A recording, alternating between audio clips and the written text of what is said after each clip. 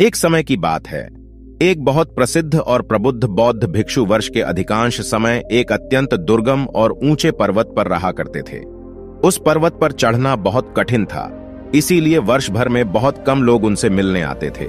केवल उनसे मिलने वही व्यक्ति जाता था जो या तो उनसे मिलने में बहुत रुचि रखता हो या फिर उसे कोई बड़ी समस्या हो जिसके लिए उसे समाधान पूछना पड़ता हो। अन्यथा अधिकतर लोग उनसे तभी मिलते जब वे पहाड़ से नीचे आते। एक बार पर्वतारोहियों का एक समूह उस पर्वत पर घूमने गया। वहां किसी ने उन्हें बौद्ध भिक्षु और उनकी बुद्धिमत्ता के बारे में बताया। बौद्ध भिक्षु की बुद्धिमत्ता के बारे में जानने के बाद पर्वतारोहियों के समूह ने उनसे मिलने का फैसला किया। वे और ऊपर की ओर चढ़ते हुए पहुंचे। भिक्षु के आश्रम में बौद्ध भिक्षु ने उन्हें देखा, पूरे सम्मान के साथ उनका स्वागत किया और उन्हें बैठने के लिए कहा। कुछ देर बैठने के बाद उन लोगों ने अपनी समस्या बौद्ध भिक्षु के सामने रखने की सोची, लेकिन वे इस बात पर बहस करने लगे कि उनकी समस्या पहले कौन बताएगा। सभी कह रहे थे कि मेरी समस्या सबसे बड़ा है, इसलिए पहले मैं समाधान पूछूंगा मेरी समस्या का। धीरे धीरे उनके तर्क वितर्क की आवाज तेज होने लगी और हर तरफ जोर जोर से शोर होने लगा। यह देखकर बौद्ध भिक्षु चिल्लाया, आप सभी शांत हो जाइए, मेरे पास इस समस्या का समाधान है। इतना कहकर बौद्ध भिक्षु उठ खड़ा हुआ। वहां से वह अपनी झोपड़ी के अंदर चला गया और थोड़ी देर बाद अपने हाथ में कागज, कलम और कटोरा ले आया। बौद्ध भिक्षु ने कहा, आप सभी एक घेरा बनाकर बैठ जाएं और एक कागज कलम लें और उसमें अपनी सबसे बड़ी समस्या लिखें। उस कागज के टुकड़े को मोड़कर इस कटोरे के अंदर रख दें। सभी ने ऐसा ही किया। वे गोलाकार में बैठ गए, घेरा बनाया और कागज में अपनी अपनी समस्या लिखी और कटोरे में डाल दी। इसके बाद बौद्ध भिक्षु ने उस कटोरे को उठाया और उसे अच्छी तरह से हिलाया और कागज की पर्चियों को अच्छी तरह से मिला दिया।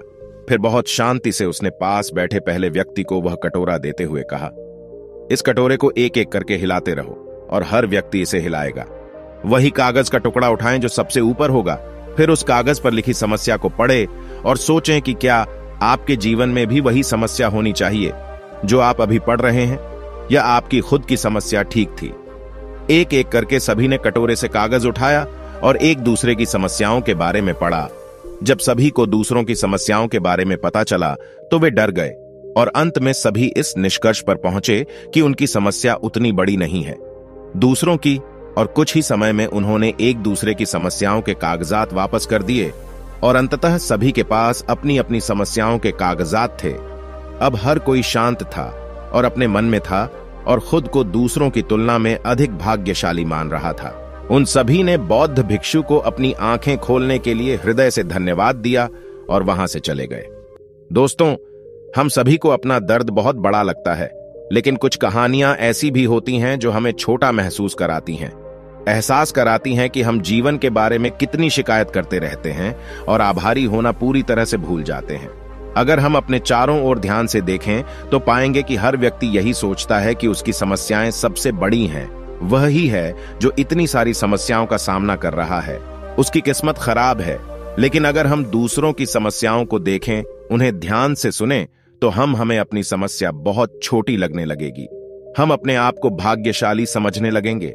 हम अक्सर छोटी छोटी समस्याओं के लिए अपनी जिंदगी और अपनी किस्मत को कोसते रहते हैं, जिनमें से ज्यादातर ऐसी होती हैं जिन्हें हम थोड़ी सी मेहनत और दिमाग से खत्म कर सकते हैं, लेकिन हम उनसे हमेशा शिकायत भी करते रहते हैं।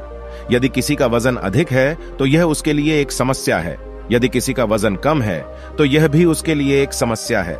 यदि कोई बेरोजगार है तो वह दुखी है। यदि किसी के पास नौकरी है तो वह अपनी नौकरी से दुखी है। और ऐसा सिर्फ इसलिए होता है क्योंकि जो हमारे पास है उसे हम स्वीकार नहीं करते। हम उसे नकारात्मक नजरिए से देखते हैं और उसका ह्रास करते रहते हैं और दुखी होते रहते हैं। इस दुनिया में ऐसा कोई भी इंसान नहीं है जिसके जीवन में परेशानियां ना हो, और ऐसा कोई दिन भी नहीं आने वाला है जिस दिन हमारे जीवन से सारी परेशानियां और कमियां खत्म हो जाएंगी।